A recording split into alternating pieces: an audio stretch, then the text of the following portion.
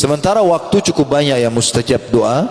Yang paling masyhur adalah sepertiga malam, ya, yang hadis Bukhari yang masyhur, kalau tertinggal sepertiga malam Allah Azza wa Jalla turun ke langit bumi. Riwayat Imam Ahmad adalah turun ke tempat yang paling dasar dari bumi, kemudian bertanya kepada para malaikatnya, adakah hambaku yang memohon aku berikan, adakah yang punya hajat aku penuhi, adakah yang bertaubat aku terima.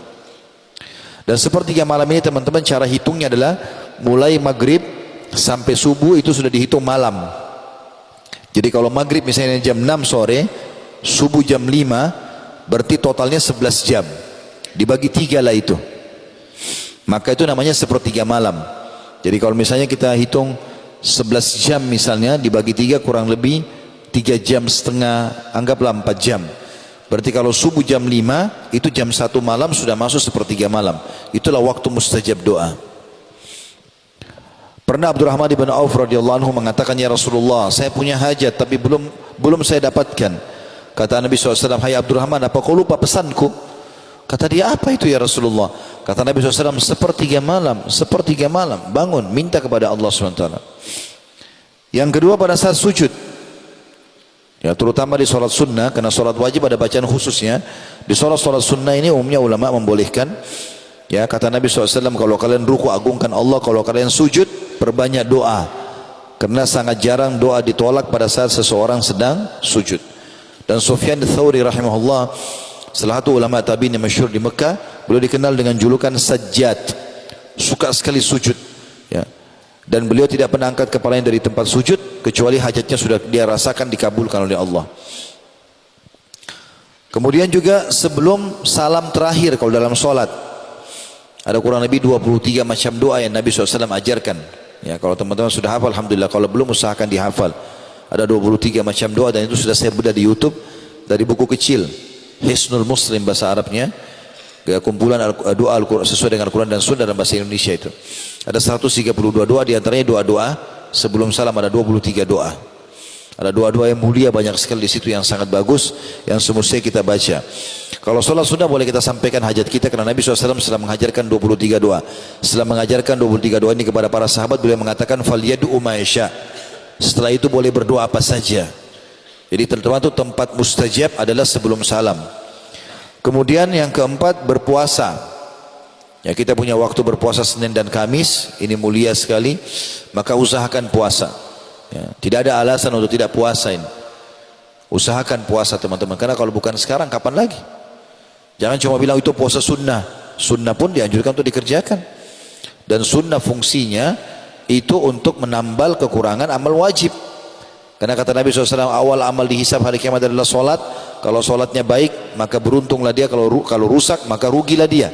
Dan kalau seandainya ada solat wajibnya yang kurang, maka Allah berfirman kepada para malaikatnya, dan dia lebih tahu tentang keadaan hambanya. Dia mengatakan, coba lihat solat-solat sunnah hambaku ini.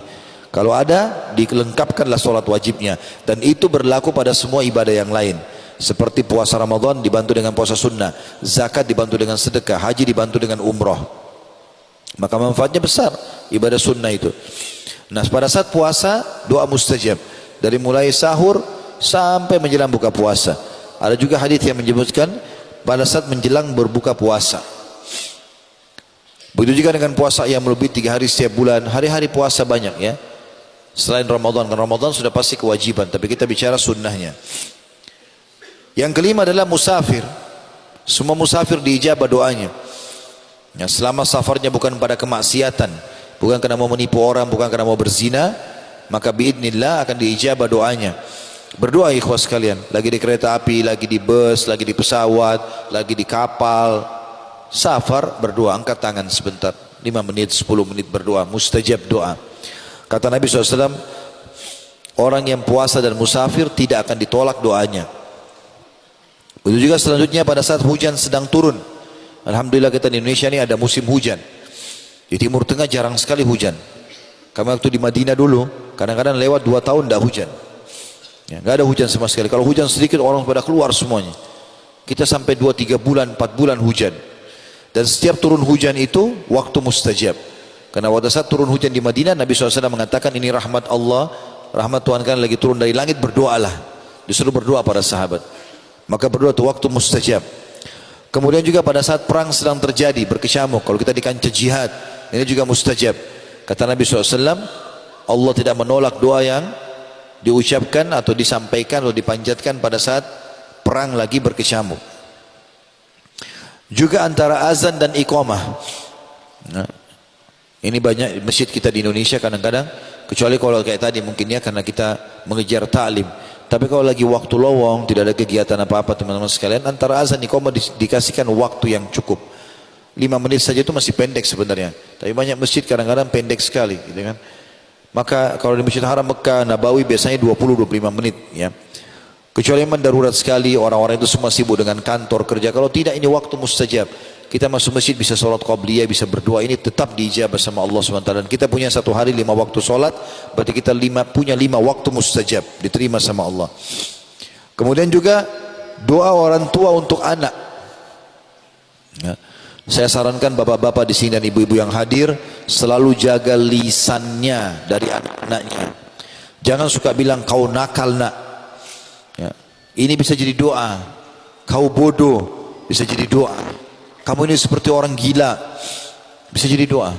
Atau bertengkar suami istri lalu mengatakan saya nyesal nikah sama kamu, bisa jadi penyesalan benar.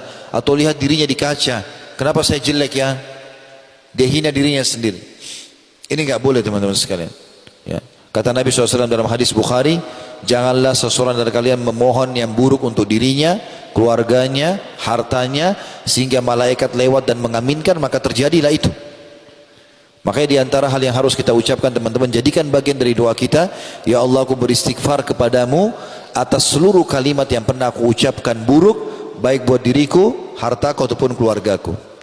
Bisa saja renggangnya suami istri karena kalimat mereka berdua. Bisa saja nakalnya anak karena ucapannya orang tua. Kata Nabi SAW, termasuk doa tidak ditolak adalah doa orang tua buat anak. Lebih baik kita bilang teman-teman, semoga Allah berikan kau hidayah, semoga Allah sembuhkan, semoga kau sehat, dan seterusnya. Termasuk juga yang selanjutnya doa anak untuk orang tua, anak soleh. Sebagaimana sabda Nabi SAW, kalau anak Adam meninggal dunia terputus sumber pahalanya kecuali dari 3, sedekah jariah, ilmu bermanfaat, atau anak soleh yang mendoakannya. Begitu juga setiap muslim terhadap muslim yang lain. Tapi dalam hadis dikatakan ala zahril ghaib, enggak ketemu. Lagi enggak ketemu, misalnya kita doakan teman kita diam-diam antara azan iqamah, kita mengatakan ya Allah sembuhkan dia, mudahkan jodohnya, ya Allah begitu dan begitu. Dia enggak tahu kita doakan. Kata Nabi SAW, doa muslim untuk muslim yang lain ala zahril ghaib, tidak dilihat ya, oleh temannya, itu diterima oleh Allah. Dan ingat teman-teman, setiap kali kita doakan seseorang, kecuali orang itu berbuat zalim. Tapi kalau tidak, apalagi kita cuma hasut saja, iri, maka jangan doakan keburukan. Karena kata Nabi SAW, siapapun yang mengucapkan kalimat doa, maka di atas kepalanya malaikat Allah kirim dan mengatakan wala kamithluhu wala kamithluh. Kau akan